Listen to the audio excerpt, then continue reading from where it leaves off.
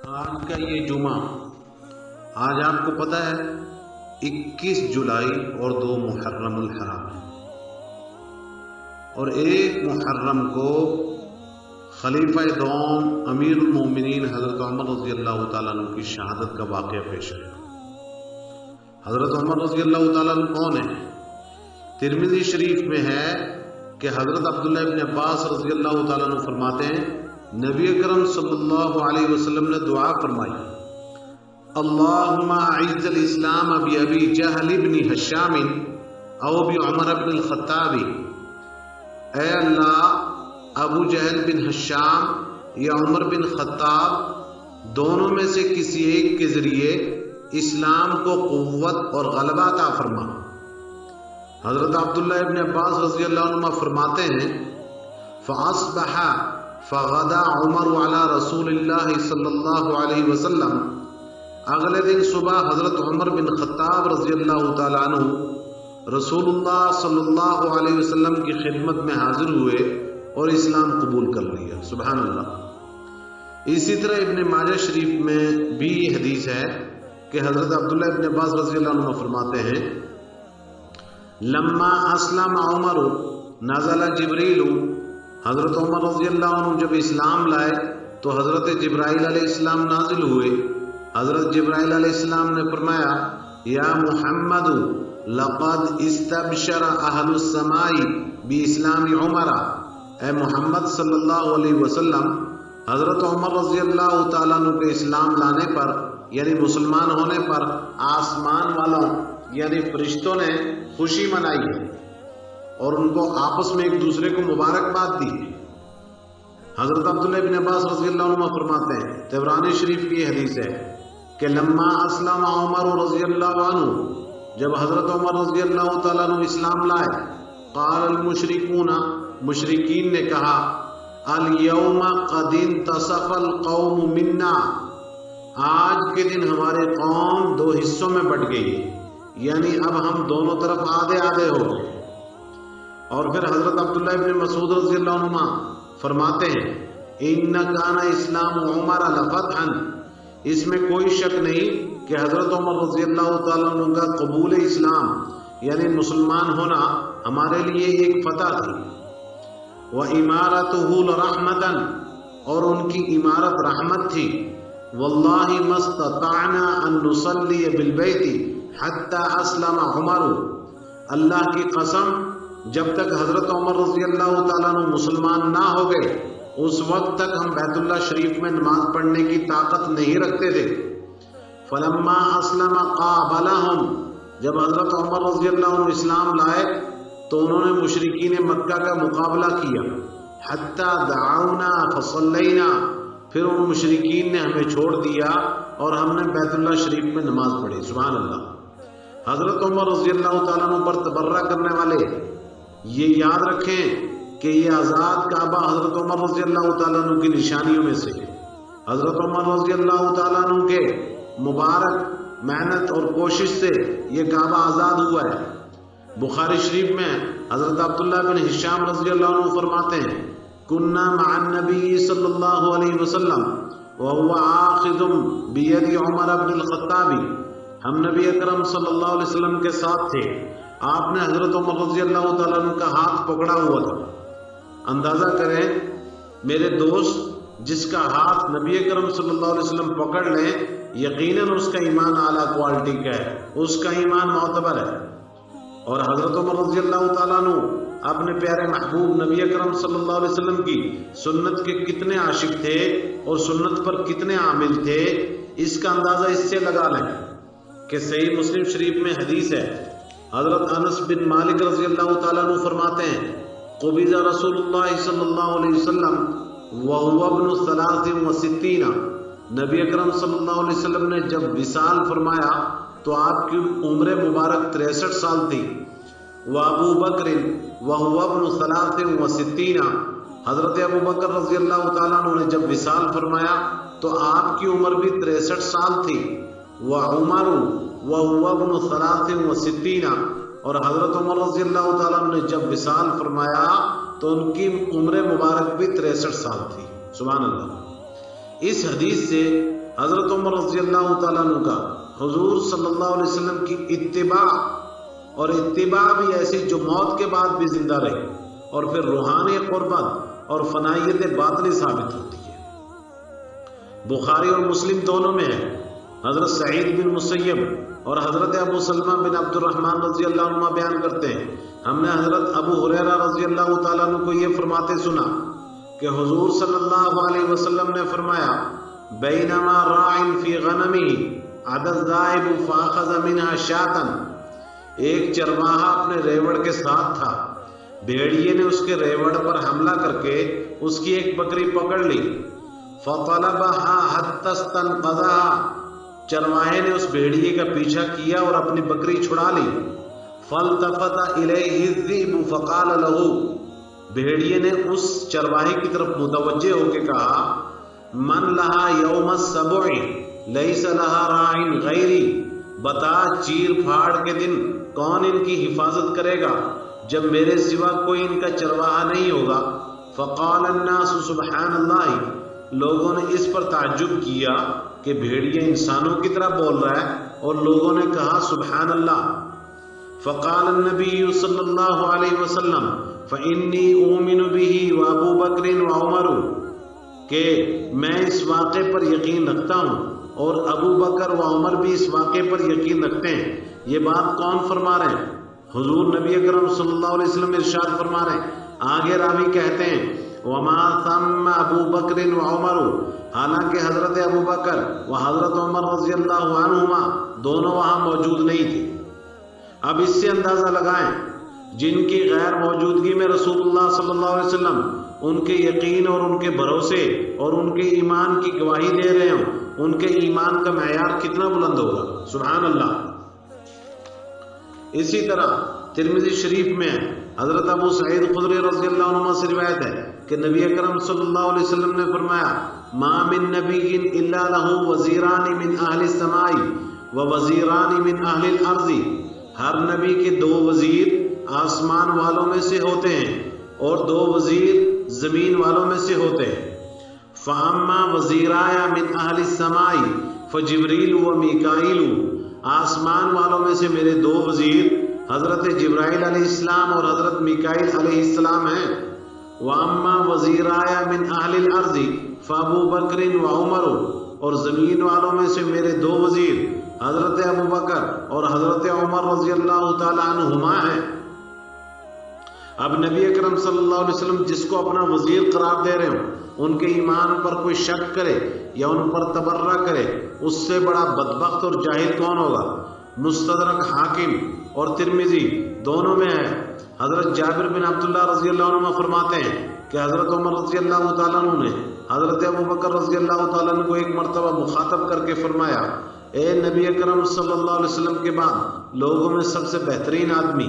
یہ سن کر حضرت ابو بکر رضی اللہ تعالیٰ عنہ نے فرمایا، خبردار، میں نے نبی اکرم صلی اللہ علیہ وسلم کو یہ الفاظ فرماتے ہوئے سنا ہے، ما طلعت الشمس علی رجل خیر من عمر، ابھی تک حضرت عمر رضی اللہ تعالیٰ عنہ سے بہتر کسی بھی آدمی پر سورج طلوع نہیں ہوا۔ سبحان اللہ، کیا شان اور کیا مقام اور مرتبہ ہے امیر المومنین حضرت عمر رضی اللہ تعالیٰ عنہ کا۔ ابن ماجہ شریف میں ہے، حضرت عبداللہ بن عمر رضی اللہ عنہ سے روایت ہے، ایک مرتبہ نبی اکرم صلی اللہ علیہ وسلم نے حضرت عمر رضی اللہ تعالیٰ عنہ کو سفید قمیض پہنے ہوئے دیکھا تو پوچھا، اے عمر، تمہاری یہ قمیض نہیں ہے یا پرانی؟ حضرت عمر رضی اللہ تعالیٰ عنہ نے جواب دیا، یا رسول اللہ صلی اللہ علیہ وسلم یہ پرانی ہے۔ اس پر رسول اللہ صلی اللہ علیہ وسلم نے ارشاد فرمایا، البس جدیدن وعش حمیدن ومت شہیدن، اللہ کرے تم ہمیشہ نیا لباس پہنو، پرسکون زندگی گزارو اور تمہیں شہادت کی موت نصیب ہو۔ اندازہ کریں جس کو رسول اللہ صلی اللہ علیہ وسلم دعائیں دے رہے ہیں وہ نبی صلی اللہ علیہ وسلم کو کتنا پیارا ہوگا، اور پھر رسول اللہ صلی اللہ علیہ وسلم کی یہ دعا قبول ہوئی۔ اسی دعا کی برکت سے حضرت عمر رضی اللہ تعالیٰ عنہ کو شہادت کی موت نصیب ہوئی ہے۔ مسند اور بخاری میں، مسند احمد میں اور بخاری میں حضرت اسود بن سری رضی اللہ عنہ سے روایت ہے کہ میں نبی اکرم صلی اللہ علیہ وسلم کے پاس آیا اور عرض کیا، یا رسول اللہ صلی اللہ علیہ وسلم، میں نے اللہ تعالیٰ کی حمد و ثنا اور آپ کی مدحت و نعت بیان کی ہے۔ نبی اکرم صلی اللہ علیہ وسلم نے فرمایا تو نے جو اپنے رب کی حمد و ثنا کی ہے وہ مجھے بھی سنا۔ حضرت اسود بن سری رضی اللہ عنہ فرماتے ہیں میں نے نبی اکرم صلی اللہ علیہ وسلم کے سامنے حمد پڑھنا شروع کر دی، اتنے میں ایک لمبے قد والا آدمی آیا، اس نے حضور صلی اللہ علیہ وسلم سے آنے کی اجازت طلب کی، مجھے حضور صلی اللہ علیہ وسلم نے اشارے سے چپ کرا دیا۔ وہ آدمی آیا، تھوڑی دیر بات چیت کی، پھر باہر چلا گیا۔ حضور صلی اللہ علیہ وسلم نے مجھے فرمایا آپ بیان کرو بیان کرو۔ میں نے دوبارہ کلام پڑھنا شروع کر دیا۔ تھوڑی ہی دیر میں وہ لمبے قد والا آدمی پھر کسی پیغام کو لے کر آ گیا، پھر تھوڑی بات کی، پھر چلا گیا۔ تیسری مرتبہ بھی ایسا ہی ہوا۔ جب میں حمد سے فارغ ہو گیا، حمد پڑھنے کے بعد میں نے نبی اکرم صلی اللہ علیہ وسلم سے پوچھا یا رسول اللہ صلی اللہ علیہ وسلم یہ آدمی کون ہے جس کے لیے آپ نے مجھے چپ کرا دیا تھا؟ حضور صلی اللہ علیہ وسلم نے ارشاد فرمایا عمر بن الخطاب ھذا رجل لا يحب الباطل، کہ یہ عمر بن خطاب ہیں اور یہ وہ آدمی ہے جو باطل کو پسند نہیں کرتا۔ سبحان اللہ۔